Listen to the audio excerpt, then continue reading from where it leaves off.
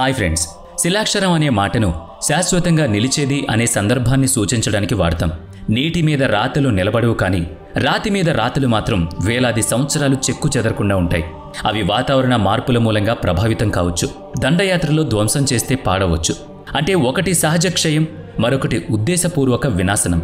కనుక వాటిని పక్కన పెట్టి చూస్తే శిలాశాసనాల వల్లే చారిత్రక వ్యక్తుల పుట్టుపూర్వోత్తరాలు, వారు చేసిన పనుల గురించి మనకీ కాలంలో తెలిసాయి. శిల్పకళ వల్ల మన ప్రాచీన సాంస్కృతిక వైభవం నేడు మనకు అర్థమవుతోంది.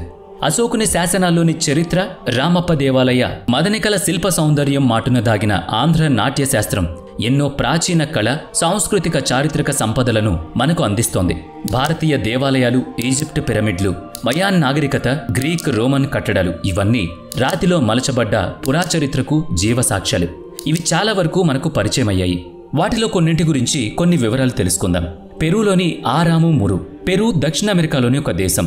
అక్కడ ఆండీస్ పర్వత శ్రేణుల్లో ఉన్న రహస్య ప్రాంతమే ఈ ఆరాము మురు. దీన్ని దేవతల ద్వారం అని స్థానికులు పిలుస్తారు. పెరూలోని హయూమార్కా అనే ప్రాంతంలో ఉన్న ఈ నిర్మాణం టైటికాకా సరస్సుకు సమీపంలో ఉంది. వాస్తవానికి ఇది భారీ రాతిని చెక్కి చేసిన ఒక విశాల ద్వారం. 23 అడుగుల ఎత్తు, 20 అడుగుల వెడల్పు కలిగిన ఈ రాతి ద్వారం తెరుచుకోదు, కానీ అచ్చం అదొక తలుపు మాదిరిగానే ఉంటుంది. దాని వెనుక గది గాని, సొరంగం గాని లేదు. తలుపులాగా చెక్కిన రాయిలోని రహస్యం ఏంటో, ఎవరు చెక్కారో తెలీదు. అయితే స్థానిక విశ్వాసాల ప్రకారం ఆరాము మురు అనే వ్యక్తి ప్రాచీన ఆదివాసీ పూజారి. ఆయన దేవతల ద్వారా లభించిన బంగారు తాళం చెవితో ఆ రాతి తలుపును తెరిచి వేరే లోకానికి వెళ్లిపోయాడని, మరిక తిరిగి రాలేదని చెప్తారు. ఇక నెక్స్ట్ వన్, థాయిలాండ్లోని నాగా కేవ్. థాయిలాండ్లో పచ్చని అటవీ ప్రాంతం మధ్య ఉంది ఒక శిలాకృతి.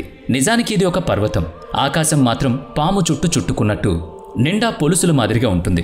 థాయిలాండ్ ఈశాన్య దిశలో బూంకర్న్ ప్రాంతంలో ఉన్న పులాంగ్ నేషనల్ పార్క్లో ఉంది ఈ నాగ గుహ.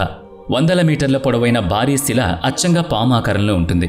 శరీరం నిండా పొడలు, ముడుచుకున్న వీపు భాగం మాదిరి పొడవైన వెన్ను, ముందు భాగం పాము వలె ఉండి స్థిరంగా ఉన్న పెద్ద బండరాయి. దీన్ని చూస్తే పాకుతున్నట్టుగా ఓ మహానాగం అలాగే రాయిగా మారిపోయినట్టుగా అనిపిస్తుంది. ఇలాంటి పాము ఆకారపు బండలు ఒక 10 వరకు ఆ పార్క్లో ఉన్నాయి. కొన్ని పాము శిరస్సులాగా, కొన్ని పాము పడగలాగా, మరికొన్ని పాము శరీరంలాగా ఉన్నాయి. స్థానిక కథనాల ప్రకారం అక్కడ సర్పవంశం ఒకటి నివాసం ఉండేదట. వాళ్ల రాజు దైవాజ్ఞను ధిక్కరించి మద్యం సేవించగా మొత్తం ఆ పాముల వంశాన్నే బండరాలుగా దైవం మార్చేసిందని అక్కడ కథగా చెప్పుకుంటారు. దైవకృప మరలా వాటిపై ప్రసరించినప్పుడు మాత్రమే అవి తిరిగి పాములుగా మారతాయట. ఇక నెక్స్ట్ వన్, అర్జెంటీనాలోని పీడ్రా మావెడిజా. ఇది ఒక ఏకశిల, తనకు తానుగా కదులుతుంది. అర్జెంటీనాలోని టెంటల్ పట్టణంలో ఒక కొండ మీద ఉన్న ఒక రాయి పేరే పీడ్రా. ఆ పేరుకు అర్థం కదిలే రాయి అని. 300 టన్నుల బరువుండే పీడ్రా మావెడిజా కొండవాలు మీద ఉండేది. గాలి వీస్తే జారిపోవచ్చునన్నట్లు ఉంటుంది. అలా 100 సంవత్సరాలు నిలబడింది. ఆ తర్వాతనే దానంతటా అది కదిలింది. దైవశక్తి దాన్ని కదిలించిందని అక్కడ నమ్ముతారు. అది ఉన్న చోట కొండ లోపల పొరల్లో ఏవో విశేషమైన శక్తులుంటాయని నమ్ముతారు. అది ఒక దెయ్యం బండ అని, మనిషి వచ్చినప్పుడు కదలక మెదలక ఉంటుందని, మనిషి లేనప్పుడు మాత్రం ఇష్టం వచ్చినట్టు కదులుతుందని చెప్తారు.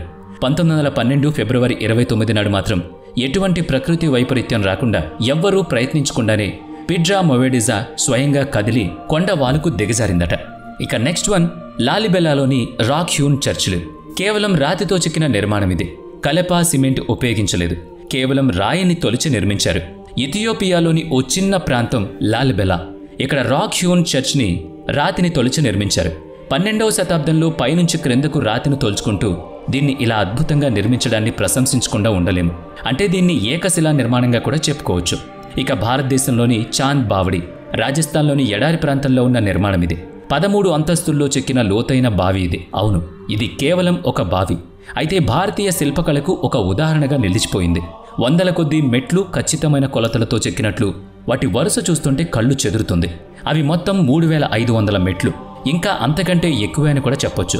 9వ శతాబ్దంలో రాజా చందా పరిపాలన కాలంలో దీన్ని నిర్మించారని తెలుస్తోంది.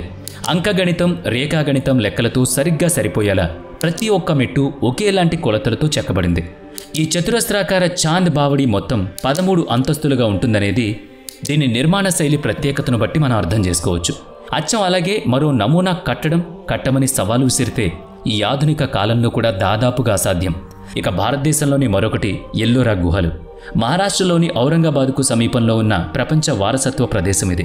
6 నుంచి 10 శతాబ్దాల మధ్యకాలం నాటి ఎల్లోరా కైలాస దేవాలయం ప్రపంచంలోని అతిపెద్ద ఏకశిలా నిర్మాణం. ఒక పెద్ద కొండను పైనుంచి కిందకి చెక్కుకుంటూ దేవాలయంగా మలిచారు. రాష్ట్రకూటుల పరిపాలనా కాలం నాటి ఈ గుహాలయ శిల్పాలు, స్తంభాలు, రాతి చట్రాలు, ఆలయంలోని శివలింగంతో సహా అన్నీ ఒక కొండను తొలిచి చేసినవే తప్ప తయారు చేసి తెచ్చి ప్రతిష్ఠించినవి కావు. ఎల్లోరాలోనే ఉన్న బౌద్ధ జైన గుహలు సామాన్య శకం పూర్వం 600 నుంచి 1000 సంవత్సరాల మధ్య చెక్కినటువంటివి. కైలాస దేవాలయాన్ని రాజులు కాదు దేవతలే నిర్మించారని కొందరు నమ్ముతారు. ఇదంతా చూస్తే నాటి శిల్పశాస్త్ర ప్రగతిని ఈనాటి మనం అందిపుచ్చుకోవడం దాదాపుగా కాదు, అసలు సాధ్యనే పడదు. శిలలలో శిల్పాలు చెక్కినారు, ఆ శిల్పాలకు జీవం పోసి నవరసాలు ఒలికించినారు మనవారు. ఈ సృష్టికే అందాలు తెచ్చినారంటూ ఇలాంటి గొప్ప కవిత్వం మల్లిన మనసు కవి ఆత్రేయ రచనను గుర్తు తెచ్చేలా ఉన్న ఈ గొప్ప కట్టడాలను మరోసారి చూసేయండి. మరి వీడియో నచ్చితే లైక్ చేయండి, షేర్ చేయండి. ఇప్పటివరకు మన ఛానల్ని సబ్స్క్రైబ్ చేయనట్లయితే ఇప్పుడే సబ్స్క్రైబ్ చేసుకుని పక్కనే ఉన్న బెల్ ఐకాన్పై క్లిక్ చేయండి. నెక్స్ట్ వీడియోలో మళ్ళీ కలుద్దాం. Thanks for watching.